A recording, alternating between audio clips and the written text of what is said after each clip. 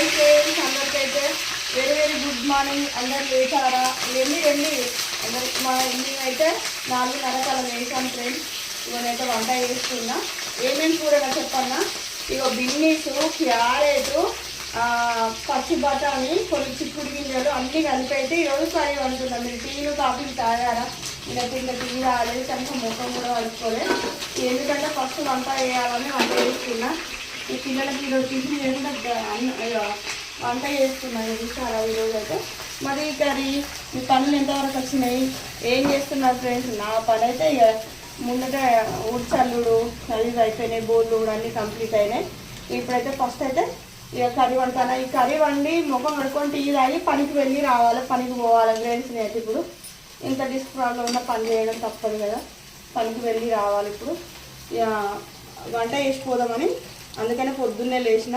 పిల్లలు ఇక రోజు టిఫిన్ రోజు నాటకాలు అవుతుంది, ఇక పని తీరట్లేదని ఈరోజు అయితే వంట చేయాలి మమ్మీ అని వచ్చింది తల్లి, అందుకనే వంటనే చేస్తున్నా. మీ పనులు ఎంతవరకు వచ్చినాయి, మీరు ఏం చేస్తున్నారో కామెంట్ చేయండి. నేనైతే 4 గలిపి వండుతున్నా. చిక్కుడు గింజలు, గిన్నీసు, పచ్చి బఠానీ కర్రీ అయితే బాగుంటుంది. వండుకుంటే టేస్ట్ కూడా బాగుంటుంది. నాకైతే అప్పుడప్పుడు ఇలా వండుకోవడం చాలా ఇష్టం.